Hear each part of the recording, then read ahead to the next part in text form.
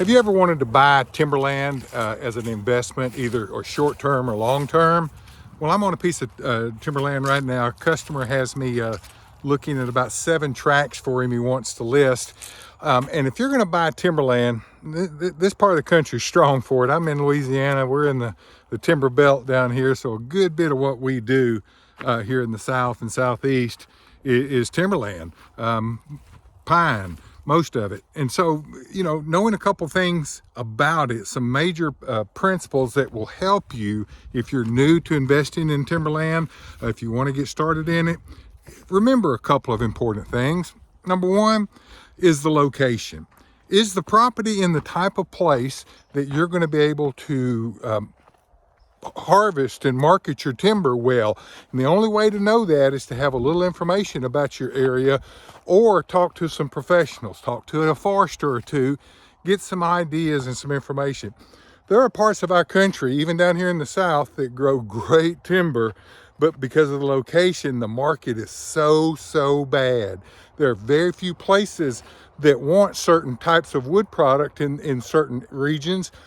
And so it really drives the value of the timber that's grown in those regions, drives them down. So double check the location of the properties you're looking at, and make sure it's in a decent timber market that you'll be able to market and sell your wood product without a lot of heartache or you know, you being upset about it because nobody will give you what you think it's worth because they have to truck it so far. So check the location. Number two, check the ground. You know, one thing about timberland, if it's dry enough to cut anytime on your place, it may be dry enough to cut anywhere.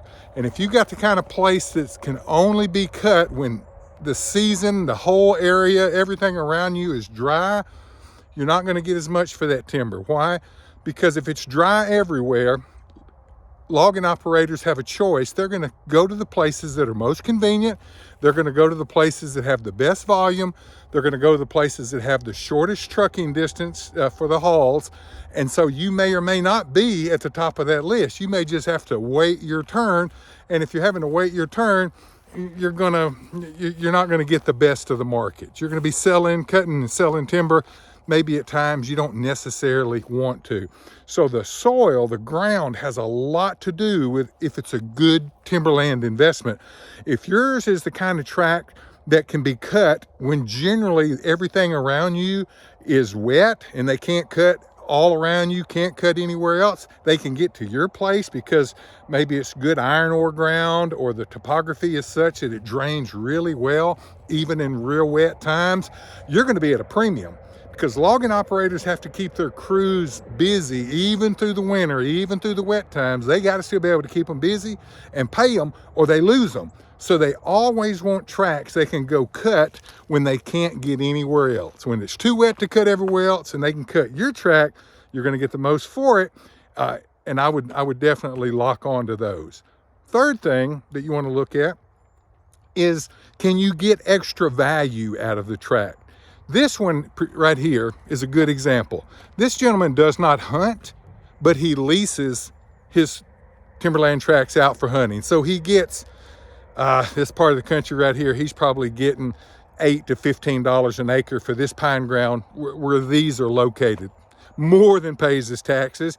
And it keeps a presence out here so that you don't have a lot of people out here dumping trash. You don't have a lot of people out here just squatting, doing stupid stuff. Because if you've got somebody leasing it and they're in and out of the property all the time, especially during the fall and winter, during, you know, deer season, turkey season, in the spring, things like that, you're going to keep the trespassing to a minimum on your place. So can you get more value out of a lease?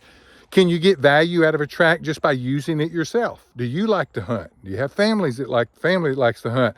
You like to ride four-wheelers and side-by-sides? Do you like to fish? Maybe there's a little small pond on the place. Maybe, you know, it's in an area that you can camp and then you can go fish or ski in a large reservoir or lake nearby. My point is, can you add extra value to the property in terms of you're being able to use it or to get some money out of it while you're growing that crop of timber? Not everybody needs that extra value. A lot of people buy these tracts They're investment properties. They got them in their portfolio. They forget about them until it's time to do something with them. But if you can get some value out of it in either use or extra money, lease money, hey man, sounds like a slam dunk idea. And the fourth thing on buying a piece of timberland for investment, site index. Now, you may or may not know about site index. If you're new to timberland, you probably have no idea, but if you've heard of it, simply site index is a measurement of the soil's ability to grow certain species of plants or trees, to grow them to a certain height in a certain period of time. That's the site index. It really is just a way to evaluate the growth quality of the soil for the type of timber you're wanting to grow. Now, there's nothing you can do to change the site index. It is what it is. But if you've got multiple tracts you're looking at, everything being equal, dang, buy the one with the better or the best site index. That's going to cause the timber that you are growing to grow a little faster, to grow a little better, and over time, that's going to amount to a lot of money. How do you find out the site index? Well, there's a website out there that you can use from the NRCS. It's a little cumbersome and complicated. If you email me sometime, I'll shoot you some information on how to do that. My email is down in the comments down there. Just bump me up and I'll show you how to do that. Or, man, just ask a pro in your area.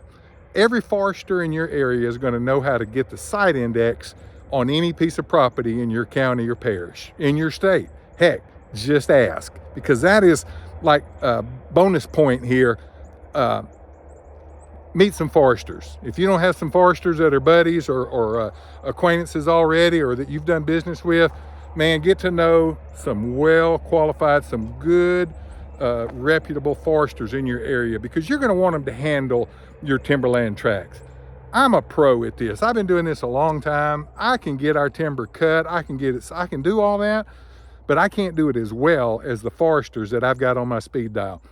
I'm good. They're great, and they're worth every penny you'll pay them in a little bit of commission to be able to manage your timber when it's time to cut it. So, hey, if you're looking for timberland, keep looking, look hard, but don't be afraid to ask questions, to get professionals involved, and have a real good understanding of your area, of your markets, the ground that you're looking at on the tracts that you're interested in, so you can make your best deal. Thanks for watching our videos. There's some more right there. Check them out.